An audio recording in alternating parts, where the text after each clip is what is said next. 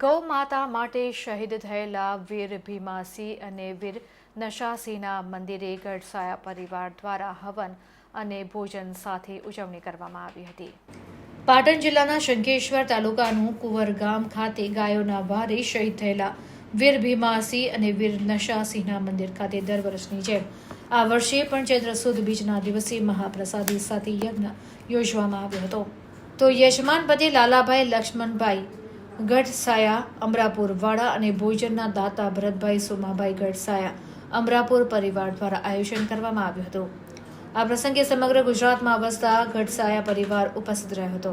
આ પ્રસંગે લાઘુજી ઠાકોર પૂર્વ સરપંચ અને શંભુલાલ ગઢસાયા પરિવારના લોકો મોટી સંખ્યામાં ઉપસ્થિત રહ્યા હતા। આમ આ પ્રસંગે યજ્ઞ ભજન અને ભોજન સાથેનો ભવ્ય કાર્યક્રમ યોજવામાં આવ્યો હતો।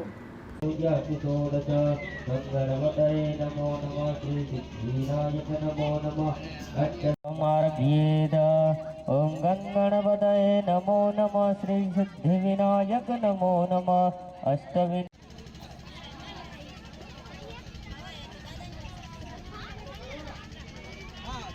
नमो नमः उत्पदलामि समर्पयामि।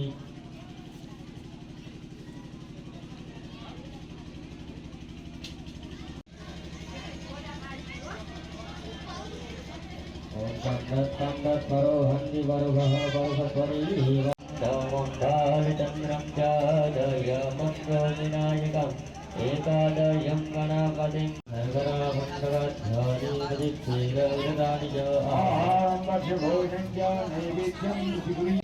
એમને તો પણ એમને માનગત રાખી હતી આ દાદા ઉપર, તો એમને પણ પુત્રનો બારણો બંધાણો એટલે 12 વર્ષે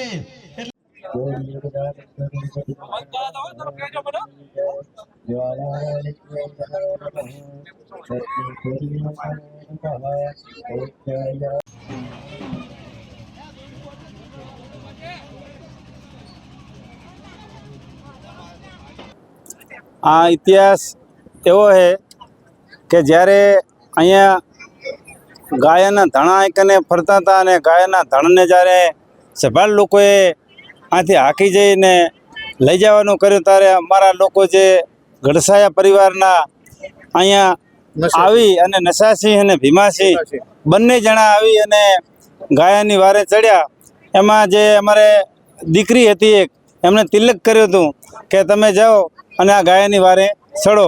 એટલે ગાયની વારે જ્યારે ચડ્યા ત્યારે આ જે કુંવરના ભાદરમાં જ્યારે બરાબર ધીંગાણું જામ્યો એટલે એ લોકોને ઘણા જણાને અમારા માણસોએ માર્યા, પણ આ 2 લોકો મરાણા। એમાં અમારા 3 માણસો હતા, એમાં એક માણસ દોડી અને પાછો કુંવરમાં આવ્યો અને કુંવરમાં આવ્યા પછી જે વીર વસરાજ દાદા હતા એ જાન લઈને આવેલા હતા અને પરણતા હતા। એમના સોરીના ફેરા ચાલુ હતા, 3 ફેરા ફર્યા હતા અને ખબર પડી કે ગાયની વારે આ 2 માણસો મરાણા છે અને આવી રીતે ધીંગાણું જામ્યો હતો। વસરાજ દાદા એમનો સોરીનો જે સોરીની વરમારા હતી કાપી અને તરત એ પણ રતન નામની ઘોડી માથે ચડીને અહીંયા આવ્યા અને અહીંથી ગાયાવાળા લોકો રણમાં લઈને જતા રહ્યા હતા।